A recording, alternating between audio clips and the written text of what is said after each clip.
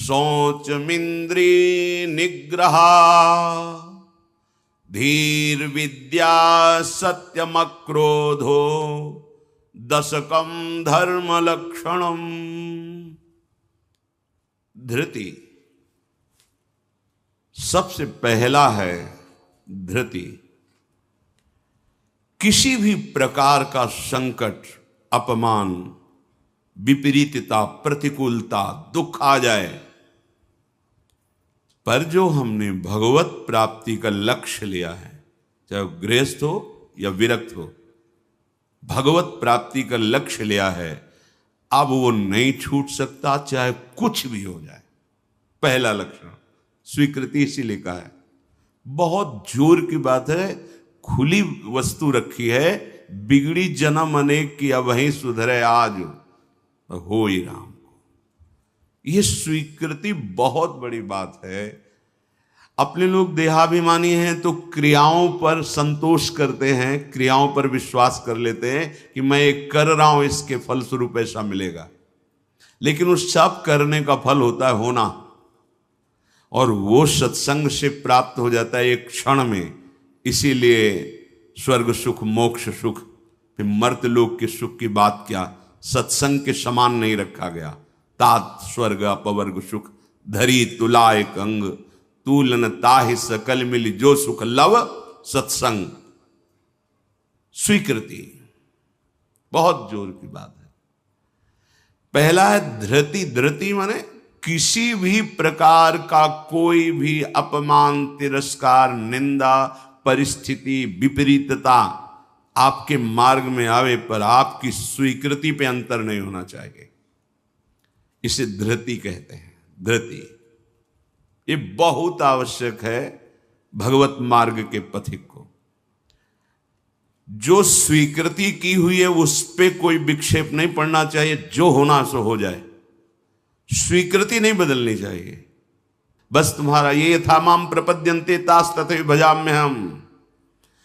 कोई भी परिस्थिति, कोई भी विपरीतता, कोई भी अपमान हमारी स्वीकृति में अंतर नहीं डाल सकता। मृत्यु स्वीकार करना अच्छा है, पर स्वीकृति पे अंतर नहीं आना चाहिए। वही स्वीकृति भगवत प्राप्ति करा देगी।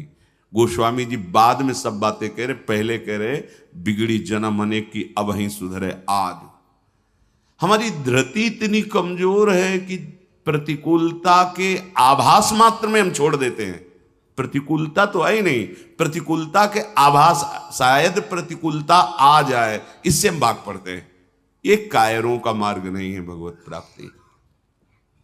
अज्ञान को छोड़िए। क्या तुम प्रभु को छोड़ दोगे तो दुखों से बच जाओगे क्या? जो कछ लिखा लिलाट दुख सुख देह संग, भुगते गो जहां जाएगो या सिद्धांत अभंग। या सिद्धांत अभंग तजत क्यों धीरज प्राणी। यही धृति। तजत क्यों धीरज प्राणी, वृंदावन परिहरे प्रिया प्रीतम रजधानी। स्वामिनी जी के महल को, स्वामिनी जी के चरण आश्रय को छोड़कर तुच्छ विषयों की तरफ कदम बढ़ा देना, स्वीकृति आपकी बहुत कमजोर है। बिगड़ जाएगा, ये जन्म बिगड़ जाएगा। पता नहीं किस युग में ये स्वीकृति का अवसर मिलेगा कि नहीं मिलेगा। कितना भी संकट आवे, धैर्य नहीं छोड़ना।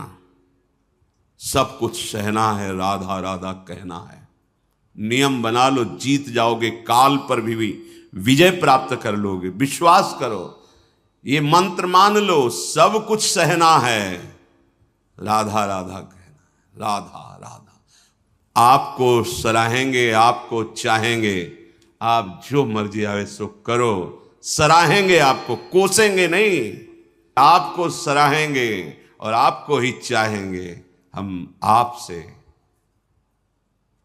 तन मन प्राण सर्वस्व समर्पित करके प्रेम करते हैं। ये प्रेम मार्ग की बात। भगवत प्राप्ति करना है तो पहली बात है ये धृति। ये धैर्य रखो। ये नहीं देखा जाता, धैर्य नहीं दिखाई देता। धैर्य नहीं, जरा सा विचलता हुई भाग पड़े। कहां भागोगे? जिधर भाग के जा रहे उधर तो विचलता का समुद्र है। यहां तो विचलता तुम्हें अविचल स्थिति प्रदान करने के लिए है, यहां का भय तुम्हें निर्भय पद प्रदान करने के लिए है, और इस भय को स्वीकार करके भाग रहे हो तो महाभयावह प्रवाह है संसार का, बहते चले जाओगे। अभय होए जो तुम्हें डेराई। धृति, जो धृतिवान है, लौकिक पारलौकिक सारी संपत्तियां उसके चरणों में झुकने लगती हैं। देख लो, शब्द पर ध्यान दो। जो धृतिवान है, धैर्यवान है, हर कष्ट सहता है, तो आगे जो मार्ग है बोले लौकिक और पारलौकिक सारी संपत्तियां उसके चरण चूमती हैं, क्योंकि वो धैर्यवान है। अगर धृति नहीं है तो परमार्थ का भेष भले हो, परमार्थ की स्थिति नहीं होगी। इसीलिए भगवान कपिल देव जी ने माता देवती जी से कहा, जो आसक्ति संसार के बंधन का कारण है, वही आसक्ति यदि महात्माओं के चरणों में हो जाए तो मोक्ष का खुला हुआ द्वार है। तो वो महात्मा कैसे होते? तो सबसे पहला शब्द था तितिक्षवः, मतलब महान सहनशील होते हैं संतजन। तितिक्षवः, यहां धृति, ऐसा धैर्य कि कोई भी विचलित ना कर सके, बहुत गंभीरता से, इसीलिए इसमें रुके हुए हैं। बहुत गंभीरता से पहला लक्षण है भगवत प्राप्ति का। जिसके अंदर ये 10 लक्षण आ गए तो भगवान प्रकाशित हो जाते हैं हृदय में, क्योंकि वही परम धर्म का स्वरूप है। भागवत धर्म में चलने वाले या कोई भी धर्म स्वीकार करें तो धृति जरूर आनी चाहिए। अगर धृति नहीं, आप पातिव्रत धर्म, एक पत्नी व्रत धर्म, जो जहां जिस धर्म में, तो उसको धैर्य धारण करना पड़ेगा। बिना धृति के धर्म का पालन नहीं होता। फिर ये तो परम धर्म, महाभागवत धर्म, प्रेम धर्म, इसमें तो कष्टों की परवाह करे तो योद्धा कैसा। अगर अनुकूलता, प्रशंसा, मान और सुख की चाह है तो परमार्थ का पथिक कैसा। अभी भ्रम में है वो। किसकी अनुकूलता? किसकी अनुकूलता? शरीर की। चाहे जितना अनुकूलता देते रहो, ये नष्ट होगा। इसकी अनुकूलता नहीं। श्री कृष्ण अनुकूल लें। श्री कृष्ण की अनुकूलता को देखो कि हमारे शरीर, मन, वाणी, चेष्टा प्रभु के अनुकूल हो। उसके लिए तुम धैर्यवान बनो। चाहे जितनी निंदा हो, अपमान हो, तिरस्कार हो, संकट आवे, विपत्ति आवे, परवाह नहीं। तो हर विपत्ति संपत्ति बन जाएगी। देख लेना, लिखा है कि जो धैर्यवान होकर परमार्थ में चलता है तो लौकिक और पारलौकिक सिद्धियां और सफलता उसके चरणों में आ जाती है। श्री राधा किंकरीणाम लुठति चरण यो रद्भुता सिद्ध कोटि, करोड़ों प्रकार के वैभव सिद्धियां उसके चरण दास्ता में आ जाती, हाथ जोड़े खड़ी रहती हैं जब सेवा की आज्ञा हो। दूसरी बात है, दूसरा लक्षण है क्षमा। अपने साथ कोई बुराई कर रहा है, भगवत प्राप्ति करनी तो संसारिक आदमी इन बातों को समझ भी नहीं सकता, क्योंकि उसका उद्देश्य अंतःकरण धर्म में अहम ममत्व स्थापित करके भोगों को भोगना और उसी में सुखी होना है। अभी अज्ञान है, वो नहीं समझ रहा। ये परमार्थ के पथिक की बात है। क्षमा, ये इसलिए बोला, वो सामने वाला हमको ऐसा बोलता है, हम चुप रहेंगे। कैसे चुप रह सकते हैं? सामने वाला कौन है? अगर तुम संसारी हो तो संसार है, और परमार्थिक हो तो तुम्हारा आराध्य देव है। तुम्हारी वही तत्व दृष्टि होनी चाहिए जिसकी प्राप्ति के लिए निकले हो। कब करोगे? किस जन्म में करोगे? अभी इसी क्षण से अभ्यास शुरू करो। क्षमा, अपने साथ बुराई करने वाले को दंड देने या दिलाने की पूरी शक्ति होने पर भी, दंड देने या दिलाने की आज्ञा करते ही विध्वंस मच जाएगा। ऐसा होने पर भी ना तो शरीर से दंड दे, ना वचन से दंड दे, ना किसी से प्रेरित करके दंड। हम तो नहीं करेंगे, पर तुम देखो, तुम हमारे शिष्य हो, हम तो सह गए, तुम्हें नहीं सहना चाहिए, जाओ। तो बात एक ही हो गई, बात एक ही हो गई। आप उसको दंड देना चाहते हैं तो आपके अंदर क्षमा बल नहीं है। करत जे अनशहन निंदक तिनहु पे अनुग्रह। ना इस लोक में तुम्हें दंड मिलेगा और ना परलोक में दंड मिलेगा। मेरे अपमान, मेरे निरादर, मेरी निंदा, मेरे तिरस्कार का तुम्हें कहीं दंड ना मिले। तुम्हारी बुद्धि शुद्ध हो, स्वस्थ रहो और भगवान प्रसन्न हो। ये है परमार्थ के पथिक का हृदय। विचार करो, जो अनशहन करके निंदा कर रहा है, अपमान कर रहा है, तिरस्कार कर रहा है, उसके लिए ठाकुर हरिदास जी के कोड़े पे कोड़े वो बरसा रहे निर्दयी और कह रहे हरि बोल कहता है। तब ऐसी पीड़ा में भी मुस्कुरा के कहते हैं भगवान बड़े कृपालु हैं, तुम्हारा मंगल करेंगे क्योंकि तुमने भी कहा हरि बोल हरि बोल। तो ये 2 अक्षर हरि नाम तुम्हारी जिह्वा पे आया, अब मुझे विश्वास हो गया कि भगवान तुम्हारा मंगल कर देंगे। ये है महाभागवत की स्थिति। कितना भी अपमान, कितना भी क्लेश या निंदा करे, उसके लिए ना मन से अमंगल भाव हो, ना वचन से हो। देखो पूरी शक्ति है, पर ऐसे ऐसे महापुरुष हुए हैं कि अगर वो संकल्प कर ले तो क्या ना हो जाए। इतना उनके पास भजन बल है, तप बल है। साधारण आदमी उनका अपमान करके पीट के चला जाता, वो बताते भी नहीं कि किसने पीटा है, कभी नहीं। वो कभी लौट कर भी नहीं देखते किसने ऐसा क्यों किया है। क्यों? क्योंकि अगाध बोध संपन्न महात्मा जैसे अपने हाथ से अपनी दांत से अपनी जिह्वा, अपने द्वारा कोई चेष्टा जो अपने को पीड़ा पहुंचा दे, किसको दंड देंगे? ऐसे वो आत्मस्वरूप सर्वत्र अनुभव करते हैं। इसलिए राग द्वेष रहित महात्मा के हृदय में ये आता ही नहीं है कि इसको दंड दिया जाए।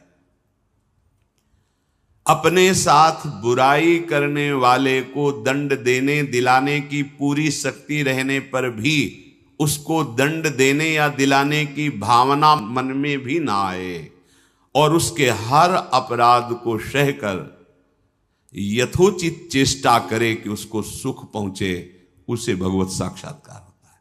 उसे क्षमा कहते हैं। श्रीपाद प्रबोधानंद जी ने कहा नीचापमानम शुद्धा। नीच शब्द इसलिए कि आप उससे महान हैं, आप उस पर शासन कर सकते हैं, आप उसको दंड दे सकते हैं, पर उसके द्वारा किए हुए अपमान को सह गए। कैसे? अमृत मान करके। अमृत नीचा अपमान, जब कोई गाली दे, निंदा करे, अपमान करे, तब ये बात आवे भगवान इसका मंगल करे। ये भक्त हृदय होता है। अनुकूलता में तो सबको आशीर्वाद देने के लिए तैयार हो जाएगा। प्रतिकूल परिस्थिति में भगवत भाव युक्त हृदय होकर कोई अमंगल सोच भी उसके लिए ना करना, ये होता है। देखो, सर पे प्रहार किया नित्यानंद महाप्रभु के, जो जगाई मधाई के चरित्र में आता। महाप्रभु जब चैतन्य देव ये देखा तो सहन नहीं कर पाए कि ऐसे महाभागवत के प्रति ऐसा अपराध। क्रोधावेश तो चरण पकड़ लिए नित्यानंद महाप्रभु ने कि चैतन्य महाप्रभु का प्रभु, ये आपकी विशेष कृपा के पात्र है। नाथ, आपका अवतार दंड देने के लिए नहीं हुआ, आप कृपा कीजिए। ये आप कह दो कि वो तो अवतारी पुरुष हैं, तो हम किनके बच्चे हैं? हम किस मार्ग में चल रहे हैं? हम उन्हीं के तो बच्चे हैं, उन्हीं की तो अंश हैं, उन्हीं की तो शरण में है। वही नाम जो बोल रहे हैं वही तो हमें दे रहे हैं, कोई दूसरा नाम थोड़ी दे रहे। वही कृष्ण नाम दे रहे हैं, वही राधा नाम दे रहे हैं, जिसमें ऐसी अपार सामर्थ्य है। वो तो स्वयं प्रभु हैं, पर हम कौन हैं? उन्हीं प्रभु के तो अंश हैं, उन्हीं प्रभु के बच्चे हैं, उन्हीं के चरण शरण में हैं, उन्हीं के वचनों के अनुसार चले तो वैसी ही कृपा का अनुभव होने लगेगा। क्षमा, पहला धृति, दूसरा क्षमा, तीसरा है दम। दम कहते हैं इंद्रियों को विषयों से हटाकर प्रभु में लगाना। ये भगवत प्राप्ति के लक्षण वाले महापुरुष का जो भाव है। दम, दमन करना। हमारी इंद्रियां बहिर्मुख होकर भोग भोगना चाहती हैं, इनका स्वभाव बन गया है। दुर्वासना मम सदा परिकर्षयन्ति। विषय इतने प्रबल हो रहे हैं कि इंद्रियों को अधीन कर लिए हैं। इंद्रियां इतनी प्रबल हो रही कि मंथन करने वाली, प्रमथन स्वभाव वाली, मन को अधीन कर लिया है। मन इतना प्रमथन स्वभाव वाला बुद्धि को अधीन कर लिया। अब बुद्धि विषय में सुख मान करके सब छूट दिए हैं, तो इंद्रियां मन विषयों में विचरण कर रहे हैं। जो भगवत प्राप्ति करने की लालसा वाला उपासक है वो दम रूपी सद्गुण से युक्त होता है। दम अर्थात दमन करना, इंद्रियों का दमन करना थोड़ा कठिन है। कामा संजायते क्रोधा, क्रोधा स्मृति विभ्रमा। जब हमारी कामना बन जाती है कि ये मैं भोग भोगूं और उसमें बाधा पड़ती तो क्रोध आ जाता है। बस ये कामना संकल्प न बनने पावे तो बहुत जल्दी निवृत्त हो जाएंगे। संकल्प बनने का समय हम देते हैं। जब कोई भी इंद्री का विषय आकर्षित होता है तो मन उसको विस्तार से सुख का, भोगा हुआ सुख या सुना हुआ या दृश्य में आया हुआ भोगने की लालसा, और आप अपने भगवत विस्मरण कर दिए और उसमें तन्मय हुए, संकल्प बना, गड़बड़ हो गया। अब परमार्थ से भ्रष्ट कर देगा, आज नहीं तो कल। क्रिया बने ना बने भ्रष्ट कर देगा। संकल्प ही न बनने पाए। संकल्प बनने की छूट कब देते हैं? जिस समय हम ये भूल जाते हैं कि हमारा लक्ष्य भगवत प्राप्ति है। हम भोगों में सुख बुद्धि करके भगवान से विमुख वृत्ति के द्वारा संकल्प बना लेते हैं धैर्य से। जब हमको ये पता है कि इन भोगों में सुख नहीं, सुख तो सुख सिंधु प्रभु के नाम रूप में है, तो संकल्प कैसे बन गया? भगवत विमुखता के कारण संकल्प। वो क्षण भगवत विमुख हुआ, वो समय भगवत विमुख में जा रहा है, इसलिए आपका संकल्प बन रहा है। अगर नाम जप कर रहे हैं आप और आपका लक्ष्य है कि मुझे प्रभु के चरणारविंद की प्राप्ति करनी, तो आप इंद्रियों का दमन स्वाभाविक कर लेंगे। बहुत सरलता सहजता से इंद्रियों का दमन हो जाता है। हमारी स्वीकृति ठीक नहीं है, इसलिए जैसे एक दिन एकांतिक में चर्चा हुई थी, आप वैष्णव हैं, आप भगवत दासत्व के चिन्हों से युक्त हैं, आप भगवत प्राप्ति का मार्ग स्वीकार किए हो, चाहे गृहस्थ हो चाहे विरक्त। अब आपके सामने मांस परोसा जाए, आप खाएंगे? बिल्कुल ना, अंदर से ना बाहर से चेष्टा ही नहीं होगी। क्यों? क्योंकि आपकी स्वीकृति नहीं है। ठीक है, मदिरा ना अंदर से ना बाहर से स्फुरण ही नहीं होगा उसको पाने का। क्यों? आपके अंदर स्वीकृति ही नहीं। लेकिन बेविचार, मैथुन, गंदी बात, क्या आपकी ऐसी स्वीकृति है जैसे मदिरा और मांस के प्रति है तो उसी पंक्ति में, पर आपने इसके लिए स्वीकृति छोड़ दी, आपने इसकी गुंजाइश रख ली। अब आप गिर जाएंगे, आपकी इंद्रियां आपको गिरा देंगी। दूसरे की जरूरत नहीं, आपका मन ही आपको परेशान कर देगा, भ्रष्ट कर देगा। क्या आपकी ऐसी स्वीकृति है? और है तो आप बोलो, आपके सामने मांस परोसा जाए, मदिरा रखी जाए, तो क्या अंदर से स्फुरण होगा? स्फुरण ही नहीं होगा। आप देख लो ना, स्फुरण ही नहीं होगा और आपकी भौं चढ़ जाएगी। आपको पता नहीं आपकी क्या, या तो उठ के चल देंगे, बिल्कुल संभाषण भी नहीं करेंगे। ऐसा ही जो शास्त्र विरुद्ध आचरण है, सबके प्रति क्यों नहीं हो रहा? जो हमारे शास्त्रों में भगवत प्राप्ति के विरुद्ध आचरण बताए गए, आप उनको एक लाइन में ही बताया गया है। आप उन शब्दों में दो को तो मान लिए त्याज्य, स्वीकृति ही नहीं उनके प्रति कि हम वैष्णव हैं, भगवत दास हैं। तो फिर व्यभिचार, मैथुन, ये गंदी चेष्टाएं, इसको उस पंक्ति में क्यों आप स्वीकृति में रख लिए? आपने स्वीकृति की है, और यदि आपकी स्वीकृति वैसे है तो आप बोलो कैसे हो सकता है? वो दो बातें जो बोली कैसे आप स्वीकार नहीं कर सकते? प्रार्थना करने पर, एकांत में मिलने पर भी आप उन वस्तुओं का सेवन नहीं करेंगे क्योंकि आपकी स्वीकृति नहीं। ऐसे ही स्वीकृति आपकी भगवत प्राप्ति की है तो उसमें बाधक है, फिर आप उस बाधक क्रिया को, बाधक चेष्टा को एकांत में क्यों करते हैं? अपना नाश क्यों करते हैं? ये इंद्रियां और मन मिलकर आपको स्वरूप विस्मृति के गर्त में डालती जा रही। जितना भोगों में सुख का अनुभव करोगे उतने ही आत्मस्वरूप की विस्मृति के गर्त में चले जाओगे। भगवत विस्मृति, कामा संजायते क्रोधा, क्रोधा स्मृति विभ्रमा, स्मृति भ्रंशात बुद्धिनाशो बुद्धिनाशात प्रणश्यति। भगवत प्राप्ति के लिए दमन करना सीखे इंद्रियों का। श्री हरिवंश नाम बल लहों, अपने मन भाई सब कहों, रहों शरण हरिवंश की। भगवत शरणागति और नाम जब दमन कर सकते हो इंद्रियों का। संकल्प बन जाएगा तो फिर बहुत मुश्किल पड़ेगा, क्योंकि क्रोध प्रकट हो जाएगा। जिस इंद्री के संयोग सुख में आप तन्मय हो रहे हो, उस इंद्री सुख में बाधा पड़ेगी तो आपके अंदर राक्षसी भाव जागृत हो जाएगा। आप कुछ भी कर सकते हो, उस समय मन आपको अपने अधीन किए, आप राक्षसी बुद्धि से युक्त हो जाओगे। बहुत सावधान। दम, पहले ही हमारा निश्चय है भगवत प्राप्ति, हम प्रभु से मिलने के लिए चले, तो जो प्रभु के भाव में डूबे हुए महापुरुष जनों ने निषेध किया, ये नहीं, उसको बिल्कुल वैसे ही देखो जैसे और निषेध पदार्थ हैं।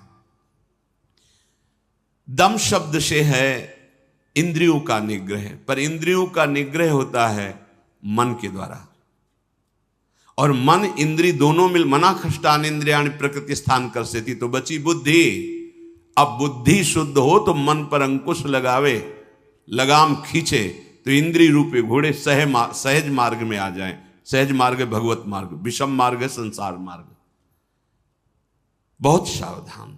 और बुद्धि तभी शुद्ध रहेगी जब हर क्षण प्रभु का स्मरण करेगी। भगवान से वियोग प्राप्त हुई बुद्धि, वियोग माने भगवान से विलग हुई बुद्धि शासन नहीं कर सकती मन और इंद्रियों पर। और भगवान से योग को प्राप्त हुई बुद्धि इनको अपने शासन में रखेगी। तो बुद्धि योग कैसे बने? तो तेसाम सतत युक्तानाम भजताम प्रीति पूर्वकम तो ददामि बुद्धि योगम तम येन माम उपयांति ते। श्री भगवान के वचन। अगर तुम सतत भजन कर रहे हो तो बुद्धि भगवान से युक्त हो जाएगी, भगवान में तन्मय हो जाएगी, इतनी सामर्थ्यशाली हो जाएगी, जहां चाहेगी वहीं रथ को खड़ा कर देगी। लगाम है मन, घोड़े हैं इंद्री, शरीर है रथ, बैठा है जीवात्मा और हाँक रहा है सारथी बुद्धि। ईश भजन सारथी सुजाना, अपने आराध्य देव का सतत भजन मानो सुजान सारथी मिल गया है। अब मन रूपी लगाम को शासन में, तो घोड़े अपने आप सही मार्ग में। इंद्रियों का दमन अर्थात मन का निग्रह, अर्थात बुद्धि का परमात्मा में निरंतर जुड़े रहना। निश्चय में भजन होना चाहिए, बुद्धि कार्य निश्चय, भजन न छूटे। जीत गए आप तीसरे गुण दम को प्राप्त हो गए। चौथा अस्तेय, चोरी का स्वभाव ना होना। मन से, वाणी से, शरीर से किसी भी प्रकार की चोरी ना करना।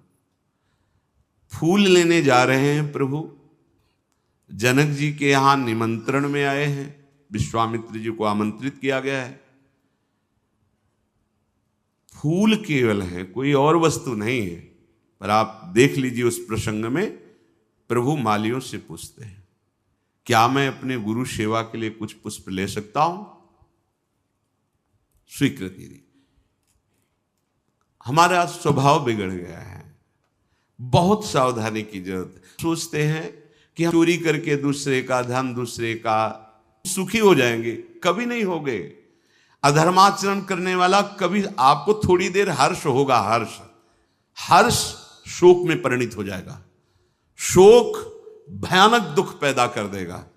बहुत सावधान, सिद्धांत को समझो और भगवत मार्ग में चले हो तो ऐसा होना ही नहीं चाहिए किसी भी तरह से। और ये वस्तु बहुत अच्छी लग रही है, नहीं, आज जो हमारी व्यवस्था कर रहा है कल व्यवस्था, हम व्यवस्था के लिए भगवत मार्ग में आए क्या? हम तो भगवत आनंद के लिए आए हैं। शरीर और मन प्राण उनको समर्पित है, वो जाने। किसी भी तरह की मन से, वाणी से, शरीर से चोरी नहीं होनी चाहिए। दूसरे की बात हम सुनी तो सुन करके उसे अनुभव में उतारें, सुन के उसको दूसरों को बोलकर प्रभावित कर लेना, यह भी चोरी हो गई। महापुरुषों की बात, अमुक संत ने अमुक बात कही है, हम सब मिलकर उस पर चले भगवदानंद का अनुभव करने के लिए। अगर हम उस बात का केवल प्रयोग करते हैं दूसरे को प्रभावित करने के लिए और वासनाओं की पूर्ति के लिए यह भी चोरी है। वो बात हमारे अंतःकरण को भगवदाकार करने के लिए है। सत्संग में उस बात को इसलिए कहते हैं कि वो बात हम सब धारण करें और भगवदानंद को प्राप्त हो। किसी भी तरह का मन में या तन में या वचन में ये छुपाव भाव, ये चोरी भाव, हम चाहते कुछ हैं और वाणी से कुछ बोल रहे हैं, वो ठीक नहीं है।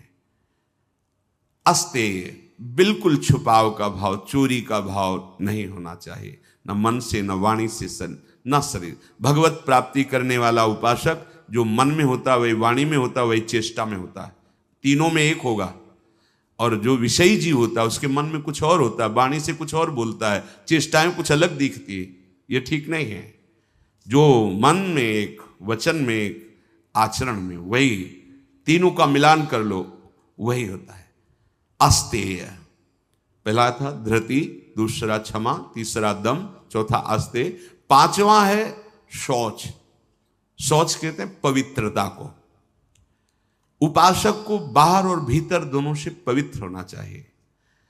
अब सुंदरता बढ़ रही है लेप आदि से, वैसे पवित्रता नष्ट हो रही है, पवित्रता नहीं मिलेगी। शौचाचार का ज्ञान ही नहीं है, पशुता बढ़ रही है, पशुता। वही जूते पहन करके लघुशंका गए हैं, अवसर लगा तो उसी में शौच हुआ है, और वही जूते पहन करके भोजन पा रहे हैं, तो बुद्धि क्या हुई? पशुता आ गई, राक्षसीपना आ गया। आहार के समय पूज्य भाई जी महाराज और ग्रंथों में और बड़े संतों से बहुत पवित्र विचार होने चाहिए उस समय। खास करके आहार के समय तो आपको बहुत सावधान रहना है, क्योंकि जैसे भाव में आहार पा रहे हो उसी का वो बढ़ावा कर देगा। पवित्र आहार, पवित्र चिंतन करते हुए, इसलिए पहले भगवद अर्पित किया जाता है, एक एक कवल नाम जप करते हुए। बहुत सुंदर 24 घंटे उसका देखना प्रभाव बहुत सुंदर पड़ेगा। बाहर आपका शरीर पवित्र होना है, उसके लिए दिनचर्याएं हैं, पवित्रता का निर्वाह, बहुत सावधानी। वो अब देखो ऐसे लोगों के आचरणों का अनुकरण किया जाता है जो शौच होकर जल ही नहीं लेते। वैसे ना क्या कहते हैं उसे, हाँ टिश्यू पेपर, वाह। आचरण बिगड़ते हुए पशुता में बदल गए, जैसे पशु ने सोच के चल दिए। अरे भाई मनुष्य शरीर मिला है पवित्र, मतलब बुद्धि काम नहीं कर, उसे बड़ा माना जाता है। सोच होकर के पवित्रता ना करना बड़े आदमी है, वाह। आचरण पवित्रता है ही नहीं, कैसे तुम भगवत चिंतन अखंड कर लोगे? कैसे तुम्हारे सदविचार आवेंगे? बाहरी और भीतरी दोनों पवित्रता चाहिए। बाहरी पवित्रता ये जल से, मिट्टी आदि, रजा, देखो चाहे जितना आप साबुन लगाओ हाथ में, बाद में थोड़ी रज का प्रयोग जरूर करो। रज से पवित्र माना, जिससे वो इतनी बड़ी बोतल में क्या आता है, डिटॉल वाला वो नहीं होता, उससे हाँ जो हैंड वॉश जो भी ऐसे से धो लिए, माना ठीक अच्छा है, पर रज का प्रयोग जरूर करें। थोड़ी रज लेकर हाथ, बिना रज से आप पवित्र नहीं माने जाएंगे। आप जैसे साबुन वगैरह तो करो, हम कहते करो, पर इससे आप रज का प्रयोग जरूर, एक बार ही सही, पर ऐसे और रज आएगी तो नाली जाम हो जाएगी, और ऐसा नहीं, हम कह रहे थोड़ी तो प्रयोग करो रज का। नहीं वो नाली तो खुल भी सकती है, इधर बुद्धि की नाली जाम हो गई तो और गड़बड़ हो जाएगा, नहीं हो जाएगा, जन्म जन्मांतर बिगाड़ती चली जाएगी। अब कैसे समझावे, मतलब बड़ा समय विचित्र आ रहा है। लघुशंका में बैठना है तो जो सोच की सीट उसी पे बैठना है, किए लघुशंका और निकले उछल दिए, अरे पूरे पवित्र हो गए। उस पे बैठने के लिए उतना ही वस्त्र धारण करो जितना तुम्हें धोना हो, तभी आप भगवत मार्ग में चलने, तभी आप चल सकते हैं। बुद्धि काम नहीं करेगी। अब जरा सा भी कुछ भी मुख में जाता है तो हमें कई बार समझाना होता है, श्री जी का प्रसाद है, प्रसाद, तब मन मंत्र की तरफ बढ़ता नहीं, एकदम घबरा के मुख में कुछ गया जूठा हुआ तो उसे समझाना पड़ता है, चरणामृत है, श्री जी का प्रसाद है। अभ्यास, हम बातचीत कर रहे हो और बाथरूम के पादुका में पैर जा रहा हो, बंद मंत्र, नाम चलना प्रारंभ, हमें बाद में ज्ञान होगा, वो पहले हो गया। अभ्यास। अगर आपको कई बार शौच लगती है, आप बाथरूम तो बंद ही होते हैं, उचित वस्त्र धारण कर लो, या जैसा हाथ धो लिए, यहाँ से हाथ धो लिए, कुल्ला कर लिए, और ये जो छिद्र है इनमें जल लगा लिया, कमर से स्नान, चाहे जितनी बार, इतना तो करना है। 2 बार तो सर्वांग आप कर लीजिए, बीमार हैं ऐसा है तो ऐसे कर लीजिए। अगर आप ऐसे पवित्र नहीं रहेंगे तो मंत्र नहीं चलेगा, भजन नहीं होगा। आप खुद देख लीजिए, बाहरी पवित्रता और आंतरिक पवित्रता, छल कपट ये सब अंदर ना रखते हुए नाम जब चल रहा है, अंदर पवित्र हो जाएंगे। तो जल मिट्टी और यथा योग्य जो गुरुजन आदेश करते हैं वैसी दिनचर्या से ये बाह्य शरीर की शुद्धि होती है। राग द्वेष दंभ कपट वैर अभिमान, इन विकारों का नाश होने पर अंतःकरण स्वच्छ होता है। ये विकार सब नष्ट हो जाएंगे। सत्संग सुनते रहिए, नाम जप करते रहिए। तो ये शौच अर्थात पवित्रता बाहरी और भीतरी दोनों आवश्यक है। प्रसाद के सिवा मुख में अगर कुछ भी है, जैसे आप राधा वल्लभ जी गए, किनका मंत्र चलाओ, जल वो चरणामृत, तो आचमन, जल लेके आचमन करने की जरूरत नहीं। अन्यथा आप जैसे फिर तो अच्छे से कुल्ला करो, आचमन करो, फिर आप मंत्र जप करो। हर समय पवित्र। लघु शंका पहले बराबर कमंडल में जल रखते थे, अब तो कहीं जाना आना ही नहीं तो कमंडल पास रहेगा, उसमें छोटा सा गिलास।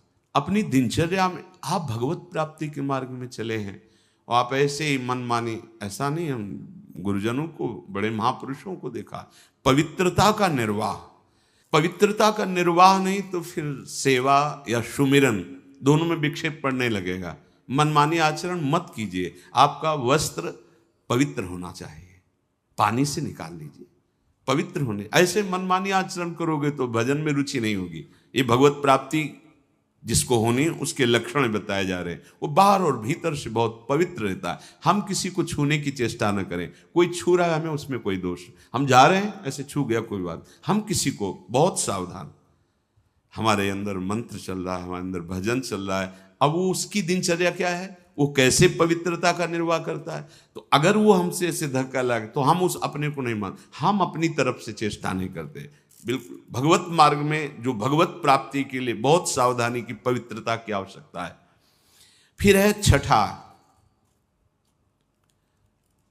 शब्द स्पर्श रूप रस गंध। इनका ऐसा प्रभाव है कि खींच लेते हैं।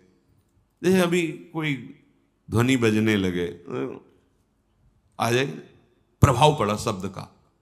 अभी कोई चीख दे, ऐसे शब्द का प्रभाव पड़ा ना, ऐसे रूप का प्रभाव पड़ता है, ऐसे रस का प्रभाव पड़ता है, गंध का प्रभाव पड़ता है, स्पर्श का प्रभाव पड़ता है। इसी प्रभाव को जीत ले जो, बस ये बात समझ। हमारा जो नाम चल रहा है, अब कुछ भी गाए, कुछ भी बजाए, कुछ भी शोरगुल हो, उस पे अंतर नहीं पड़ना चाहिए। हम रूप आशिक हैं प्रियालाल के, आप कोई भी रूप हो,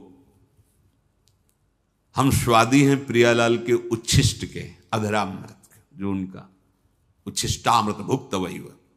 इसके अलावा कुछ भी अमृत भी हो तो हमारे लिए, हमारी गंध श्री जी के श्री चरणों में चढ़ी हुई तुलसी पुष्प, श्रीअंग का इत्र, प्रसाद माला आदि, बस। इससे क्या होगा, शब्द स्पर्श रूप रस गंध पर आप विजय प्राप्त कर लेंगे। सनकादि के लिए जैसे आता है कि शब्द स्पर्श रूप रस गंध पर विजय प्राप्त की हुई महापुरुष के भी घ्राणेन्द्री में जब प्रभु श्री हरि के श्री चरणों की तुलसी की गंध गई तो प्रेम विकल हो गए, ऐसा था। ये जो हमारी इंद्रियां स्पर्श सुख में, देह सुख, स्पर्श सुख में, रूप में, रस में, गंध में, शब्द में हमें भगवत प्राप्ति करनी, इसका हमें परिवर्तन करना होगा। हमें जहां भागवतिक शब्द श्रवणेन्द्रिय में पड़े तो नाच पड़ना चाहिए, प्रापंचिक शब्द तो उदासीन हो जाना चाहिए। भगवत भाव से सबके चरणों में प्रणाम, मेरे प्रभु सब इन रूपों में समाये हुए। ठीक है, ऐसे कोई रूप, और वास्तविक जब आप इतने महान रूप की प्रेमी भाव में चल रहे हैं तो कोई रूप आकर्षण नहीं कर सकता, नहीं कर सकता। है ही नहीं। देवलोक भूलोक रसातल, सुनि कवि कुल मति डरिए, सहज माधुरी अंग अंग की कही का सो पट तरिए। कौन सा रूप? कोई भी रूप ऐसा नहीं कि चित्त में क्षोभ पैदा कर दे। कई बार विनोद में कहा है कि जैसे मकान में आग लग जाए तो कैसा दिखाई देता है, ऐसे ही जो रूप आशिक प्रभु के होते हैं, कहीं भी कोई भी रूप बहुत सुंदर वो नहीं। जितना सौंदर्य यहां से ब्रह्मलोक तक है, हमारे प्रभु के सौंदर्य सिंधु के बिंदु के एक सीकर से है। कोटि काम मूर्छित हो जाए ऐसे तो लालजू महाराज हैं। एक काम पूरे त्रिभुवन में तांडव मचाए हुए है। करोड़ काम जिनकी मंद मुस्कान से मूर्छित हो जाए, वैसी जो लालजू की रूप लावण्य महिमा है, वो लालजू हमारी लाडली जू, निर्तन भ्रकुटी, बदन अंबुज मृदु, सरस हास, मधु बोलन तो अति आसक्त लाल। अब ऐसे रूप के आशिक, ऐसे रूप की चाह करने वाले किसी रूप में वो प्रभावित हो जाएंगे। ये जो छठवां है इंद्रिय निग्रह, अर्थात शब्द स्पर्श रूप रस गंध, ये जो इंद्रिय के ज्ञानेन्द्रिय के 5 विषय हैं, इन किसी विषयों को भी भगवद विमुख होकर स्वीकार न करें। प्रभु से अर्पित है। जैसे विशेष विशेष गंध हैं, पर अगर प्रभु को अर्पित नहीं तो हमारी घ्राणेन्द्रिय उसे वो आ रही, पर उसका महत्व नहीं है। और प्रभु में अर्पित है, हमारी प्रियाजू के श्री चरणों में चढ़ा हुआ है, ये पुष्प है, ये इत्र है, ये माला उनके श्रीअंग। अहो भाग्य, अहो भाग्य, बार बार वो जीत जाएगा। फिर उसके घ्राणेन्द्रिय को लुभायमान नहीं कर सकता। श्रवणेन्द्रिय यदि प्रभु के जस को सुनने के लिए बावरों सो रस में फिरे, खोजत नेह की बात, तो विश्व का कोई भी शब्द उसे आकर्षित नहीं कर पाएगा। और रसेंद्रिय यदि प्रभु का केवल उच्छिष्ट भोगती है, वाकेंद्रिय केवल प्रभु के जस में है, आप जीत गए शब्द स्पर्श रूप रस गंध। बहुत सुंदर बात है, हम यहीं फंस जाते हैं। देखो, एकांत में आप कौन सा शब्द सुनते हैं? बिल्कुल खुली बात है, सभा में तो हम गान कर रहे हैं, लेकिन एकांत में कौन शब्द आपको प्रिय है? अगर एकांत में आपको नाटक, नौटंकी, नाना प्रकार के प्रापंचिक विषय सुनने और देखने में रुचि है, तो अभी आप इंद्रिय निग्रह नहीं कर पा रहे हैं। अभी आप भगवत दर्शन की लालसा वाले उपासक नहीं हैं। समझिए, आपका लक्ष्य भगवत प्राप्ति है। आप अपने मन को समेटकर इंद्रियों सहित भगवान के चरणों में समर्पित करने की तैयारी कर लिए। आप कुछ नहीं, अब तो विश्वम्भर भगवान को समर्पित कर दो। पूरा विश्व वो देखे, आप उनको देखो, आप उनके चरणों का चिंतन करो। ये जो भगवत प्राप्ति के लक्षण की बात है, ये जन साधारण नहीं समझ सकते, इसलिए सावधान करके कह रहे हैं। आपका लक्ष्य बन गया भगवत प्राप्ति, तो आप ऐसे शब्द ना सुने जो आपके मन को खींच ले, ऐसे रूप को न देखें जो रूप राशि के दर्शन के लिए हृदय लालायित करना चाहते हैं हमारे मन को, हमारी इंद्रियों। ऐसा कोई रस, ऐसे कोई घ्राणेन्द्रिय का विषय, ऐसा कोई स्पर्श जो आपको भ्रष्ट कर दे अपने मार्ग से, सावधान। पर जो भगवत प्राप्ति की लालसा वाला होता है, वो शब्द स्पर्श रूप रस गंध, इस पर विजय प्राप्त किए होता है या विजय प्राप्त करना चाहता है। 7वां धी है। धी अर्थात बुद्धि। आपका आहार सात्विक होगा, संग सात्विक होगा, शास्त्र सात्विक होंगे, वार्ता सात्विक होगी, तो आपकी बुद्धि भी सात्विक हो जाएगी। जो रोज सत्संग सुनता है, सत शास्त्रों का अध्ययन करता है और प्रभु का नाम जप करता है और विचारवान है, विचारवान, वो बुद्धि भगवत प्राप्ति की योग्य हो जाती है। ध्यान दीजिए, जो रोज सत्संग सुनता है, सत शास्त्रों का स्वाध्याय करता है, भगवत भजन अर्थात नाम जप करता है और विचारवान है, कोई भी चेष्टा, कोई भी क्रिया बिना विचारे नहीं, विचार बिना विचारे जे करें चे पाछे पछताएं। हमें विचार करना है, ये जो हम सोच रहे हैं, जो हम करने जा रहे हैं, शास्त्र सम्मत है? नहीं तो फिर नहीं। जिसमें निरंतर प्रभु में मन लगाने के सहयोग हो, ऐसा बुद्धि निश्चय करने वाली, वो भगवत प्राप्ति की योग्य हो जाती है। हमें वही सुनना है, वही देखना है, वही बोलना है, वही चेष्टा करनी, जिससे हमारा भजन बढ़े, भजन सुरक्षित रहे, भजन पच जाए। ये सारा क्षेत्र बुद्धि का है। बुद्धि में विवेक है, वो बढ़ाएगी भजन, बचाएगी और पचा लेगी। जैसे भजन का भी अपच होता है, मैं इतना इतना, तो आगे दिखाएगी, देखो वो महापुरुष इतना भजन, इतने दैन्य, धिक्कार है हमारे जीवन को, अभी उतना तो है नहीं, अहम ऊपर से आ रहा है, वो दबाती रहेगी, तो भजन पचता रहेगा। कौन सी बुद्धि? जो रोज सत्संग सुनती है, शास्त्र स्वाध्याय, नाम जप और विचारवान है, ऐसी बुद्धि भगवत प्राप्ति की योग्य हो, अर्थात निश्चय। अगर बुद्धि विषयों में लगी हुई है, धन संपत्ति मान को श्रेष्ठ मानती है, तो ये निश्चय ही नहीं कर पाएगी कि परमात्मा प्राप्ति करना है। भोगेश्वर प्रसक्ता नाम तया प्रहत चेतसाम व्यवसायत्मिका बुद्धि समाधौ न विधीयते। 8वां है विद्या। जैसे प्रश्न आता है कि जब भजन मार्ग में चलना है तो पढ़ना लिखना सब व्यर्थ ही है, क्यों पढ़े लिखे? क्योंकि आजकल ऐसी विद्या पढ़ाई जाती है, ऐसी पढ़ाई जाती है। हम उस विषय पे नहीं जाते, हम ये जाते हैं कि यदि आपको अक्षर मात्रा इनका सब ज्ञान नहीं है, तो आपको हो सकता है कि सत्संग सबके सौभाग्य में तो नहीं है ना, तो आप ऐसे गीता पुरुष या बहुत जगह से महापुरुषों की वाणियां हैं, अगर आपको अक्षर मात्रा का ज्ञान नहीं तो आप कैसे पढ़ पाएंगे? अगर आपको ये लौकिक विद्या जो काखा गगा है, इसमें ब्रह्म विराजमान है। कई बार ये वार्ता हुई कि जैसे भगवान कण कण में विराजमान है, ऐसे हर अक्षर में विराजमान है। आ ब्रह्म का स्वरूप माना गया है। का, खा, गा, घा, आ निकलता है ना, ज्ञा तक निकलता है। आप जो विद्या पढ़ रहे हैं साक्षात ब्रह्म स्वरूप है।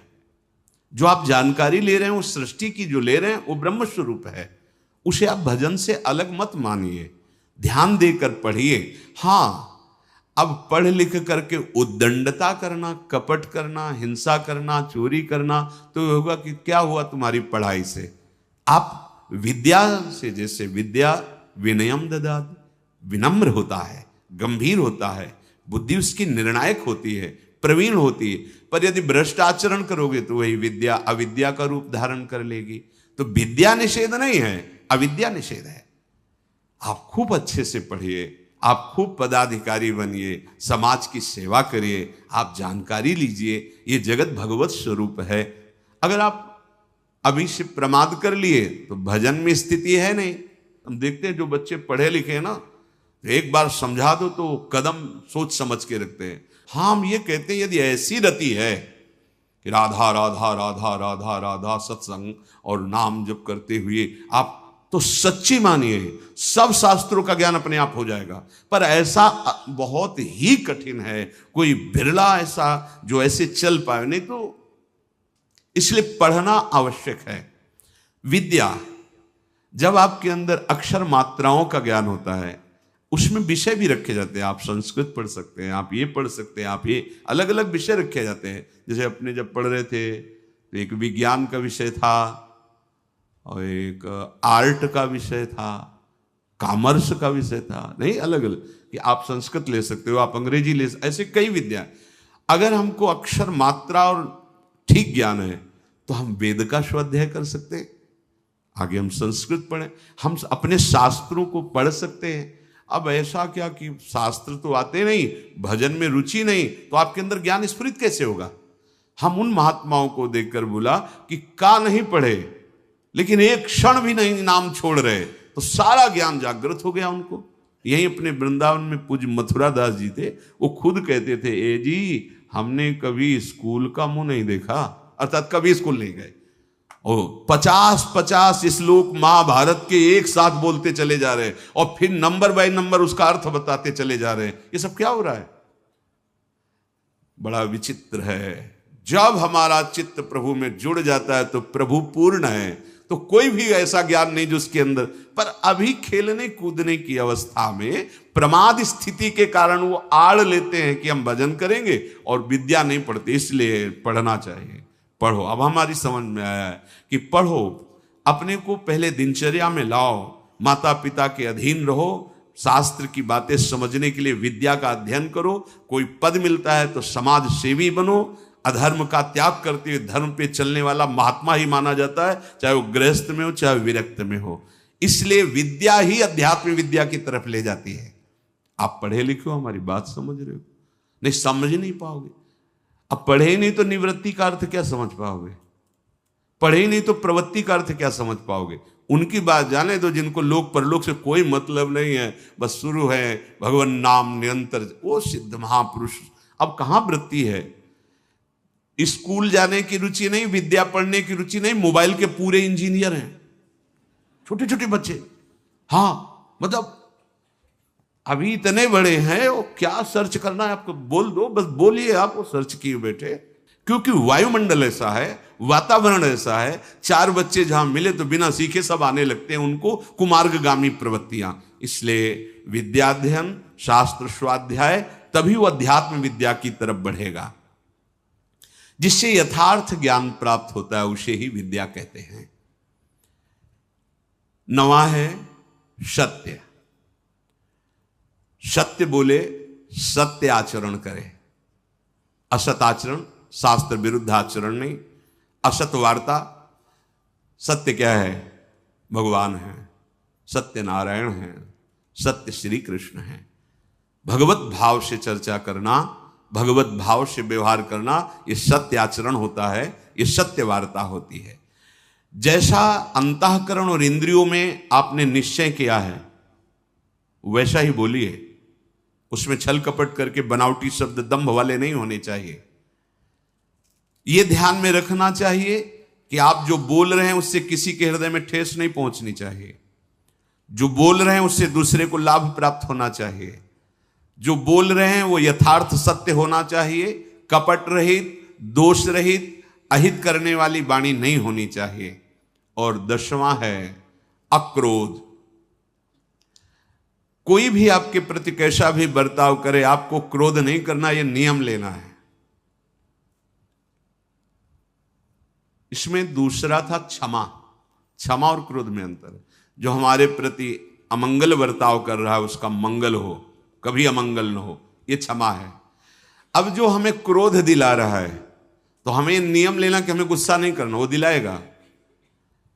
देखो, जब आप परमार्थ पे चलते हो तो आपके अंदर और बाहर दोनों जगह ऐसी परिस्थिति पैदा की जाएगी कि आपको क्रोध आवे, आपके अंदर की वृत्ति बिगड़ेगी। बाहर का ऐसा व्यवहार हो सकता है, आपका साथी, आपका मित्र, आपके पास रहने वाला साधक ही आपसे विपरीत ऐसी चेष्टा, उस समय वो प्रेरित है। आपको देखना है कि इस समय प्रेरित है माया के द्वारा और वो मुझे गुस्सा दिलाने के लिए ऐसा विधान रचा गया, पर मैं गुस्सा नहीं होऊंगा। अगर सह नहीं पाते हो तो मौन हो, भाग जाओ वहां से, मौन हो कि भाग जाओ। वीरता मत दिखाओ। गुस्सा करना वीरता नहीं, सह जाना वीरता है, जैसे सह पाओ।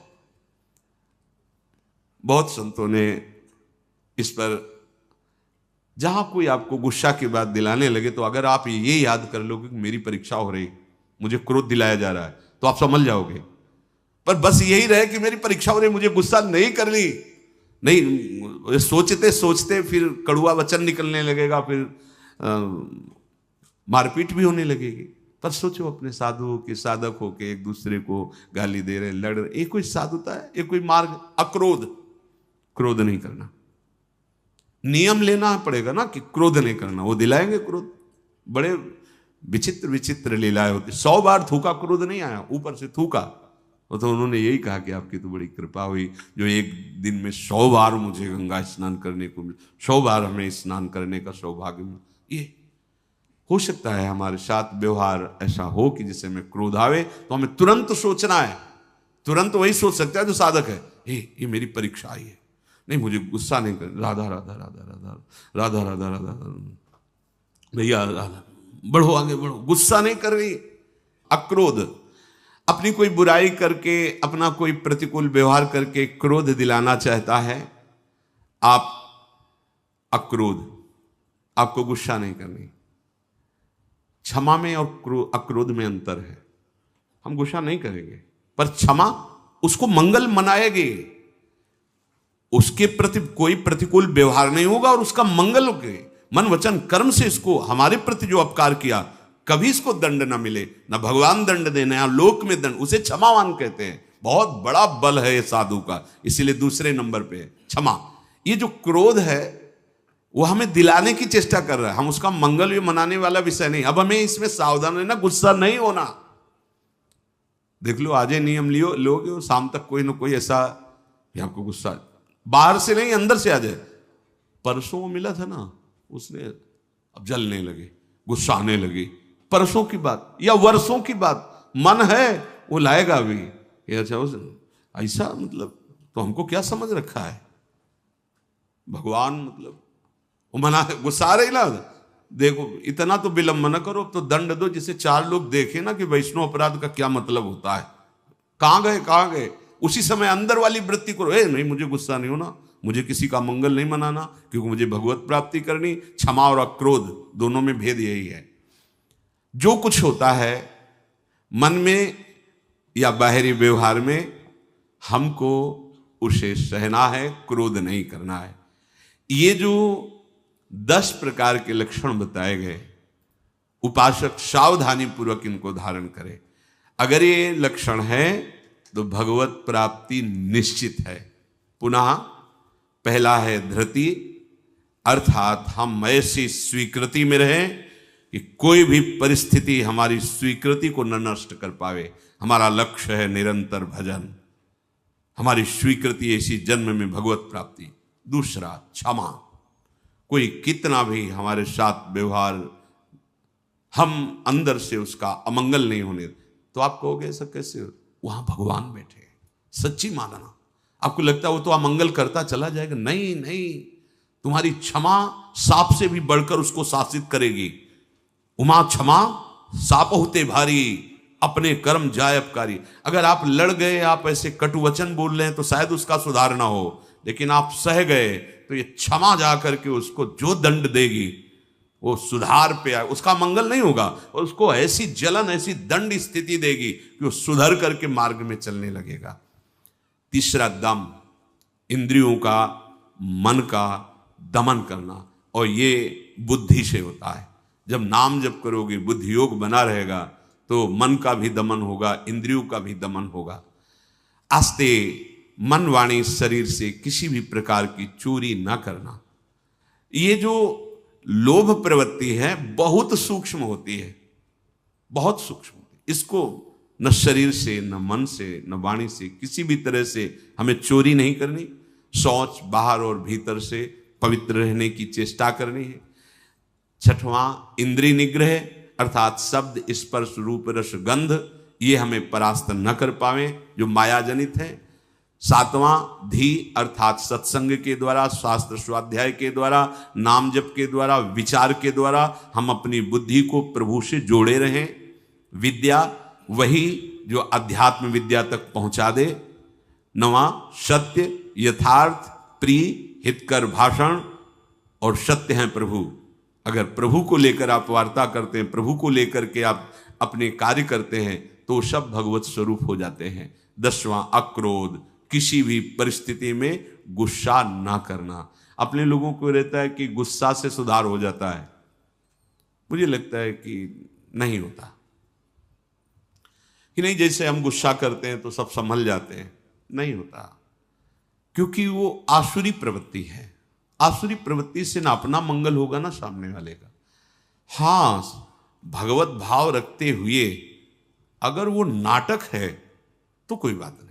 गुस्सा का एक नाटक भी होता है, वो ऐसे से ऐसा, पर अंदर ना जलन है, ना अंदर द्वेष है, ना घृणा है। ये आप देख लो। ऐसा नहीं कि भरपूर गुस्सा हो गए फिर इसके बाद सिद्धि दिखाई कि हम तो नाटक कर रहे थे। वो भगवान अंदर बैठे हैं और ये भगवत प्राप्ति की बात है। बिल्कुल उसके प्रति भगवत भाव है, बिल्कुल कोई जलन नहीं किसी तरह की, और किसी तरह की अभद्र वाणी नहीं है। और आप शासन, आप ऐसा नहीं करना चाहिए आपको, अगर आप ऐसा करते तो आप चलिए बाहर निकलिए, खड़े होइए, वो केवल सुधार के लिए माना जाएगा। जहां अंदर जलन नहीं हुई, अभद्रवाणी नहीं हुई और आपका भगवत भाव है, ये अक्रोध स्थिति में भी ऐसा आप बाहर दिखा सकते हैं। पर ये स्थिति छोटी मोटी नहीं है, इसलिए पहले हमें पूरा क्रोध धारण करना है, गुस्सा नहीं करें। हमें लगता है कि अगर हम किसी से प्रेम बर्ताव, तो माना वो अभद्र है, माना उसका दुष्ट स्वभाव है कि दब गया, लेकिन ये हमारा जो सत्य स्वभाव है अक्रोध, ये जब महापुरुष जन जो समभाव में अक्रोध स्थिति में रहते थे, तो कहा नहीं जाता कि सिंह और गाय एक घाट में पानी पीते थे। उसका प्रभाव होता था कि पशु पक्षियों में भी हिंसा वृत्ति, उनके अंदर क्रोध का आक्रोश होता, वो सब शांत हो जाता था, क्योंकि वो द्वेष रहित, दोष रहित अक्रोध स्थिति को प्राप्त महापुरुष हैं। तो उनका ऐसा प्रभाव है कि पशु भी उस समय वैर त्याग करके समभाव में स्थित रहते थे। प्रकृति पर उसका प्रभाव पड़ता है। इसलिए ये 10 लक्षण भगवत प्राप्ति के लिए अनिवार्य है। अब आगे जो चर्चा